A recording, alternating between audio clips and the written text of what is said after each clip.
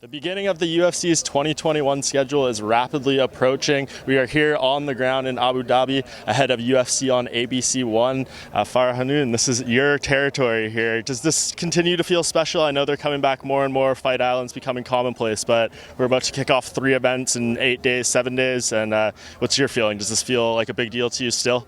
Absolutely, especially with the new arena. I think it's exciting, the fact that we're going to have some fans as well. It's one step closer to normalcy, I guess. Yeah, definitely. And obviously, the first of the 3 cards, we'll discuss that a little bit today. You see behind us Holloway versus Kattar. That goes down Saturday night. A huge main event in the featherweight division. Obviously, Max Holloway in his first non-title fight in about 4 years, fighting Calvin Kattar, who's on the rise as a contender himself. What do you think of this matchup? Some people are calling it a crossroads for Max Holloway. Seems like Calvin Kattar's chance to really break through as a title contender. Just give me your kind of analysis of this fight.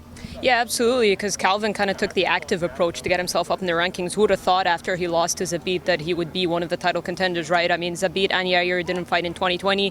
He was active. Even the Dan Ige fight, you could have seen it as a bit of a risky one, but he stayed active, and here he is. He wanted Max, he got Max, and it could definitely be a number 1 contender fight, especially that Zabit and Yair are still not booked for fights. So, and in terms of Max, yeah, I could say his back's a little bit against the wall. He doesn't seem like it is that for him.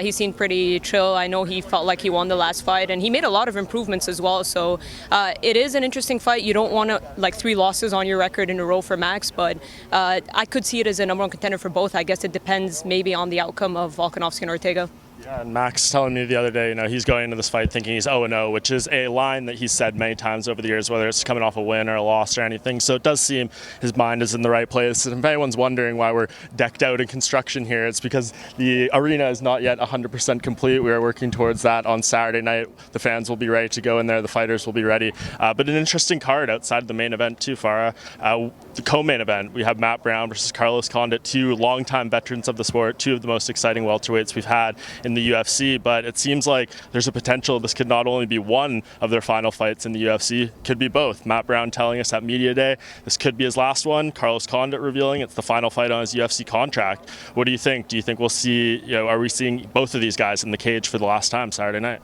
Could be, because for Matt Brown, he said what a way to go out if he's able not only to knock Carlos Condit out, he'd be the record holder for most knockouts in UFC history. So that would be kind of the perfect ending for him, right? And in terms of Carlos, I think the outcome is a big factor in this, because I don't know if their motivation for the both of them is the rankings or the title. I think they're at a stage where they're just trying to be the best version of themselves, and it's kind of like what available fights are there out there. I mean, Carlos talked about potentially Tim Means, that's a fight he would have wanted.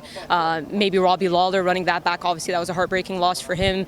Nick Diaz teasing a return. So I think it's a matter of what kind of matchups they're looking for. But yeah, in a weird way, we could be seeing the last fight for both. Yeah, and I'm curious with Carlos Condit, obviously, he talked about it himself, the UFC potentially, trimming the roster a little bit, and he could be a guy who's been around a long time. Maybe he doesn't fit their kind of vision going forward. And I also like you dropping a stat there too, reversing the script on Mike Bond here. So lastly, though, this is a nice main card overall. We got Joaquin Buckley coming back, some other good fights, Santiago Ponzinibbio. What else sticks out to you? What are you most looking forward to outside of those top 2? Looking at, it's a fun card. It's a fun card, but I have to talk about Santiago a little bit because we've heard his story multiple times about what he went through, kind of the hell that he went through to get back. I mean, this is a guy who was on a 7-fight winning streak, knocks out Neil Magny, who's headlining 3 days later after him. So it's a big fight. It's a big fight for him, and he seems really amped up. He wants to get back title contention. Don't forget he was booked to fight Kamaru at one point in Santiago, Chile. So for him to see that Kamaru is the world champion and seeing the welterweight division move on without him, it's been really tough for him. So I'm very curious to see. With Joaquin, obviously he's has the viral knockout. People want to know if the hype is real. He still feels like people aren't behind him fully after the Jordan Wright win. So with him, I think he feels like even though Alessio's on a 3-fight losing streak, he is a tough guy to put away. I don't think he's ever been put away due to strikes. Maybe you can correct me on that. But so for him, he feels like if he can put him away, that people are going to start giving him a little bit of respect. Yeah, Buckley telling us at Media Day, the 2020 knockout of the year wasn't enough for this guy. He's going for the 2021 one as well. So last thing, obviously, this is the debut on ABC for the UFC. There's going to be some fans in attendance on Saturday.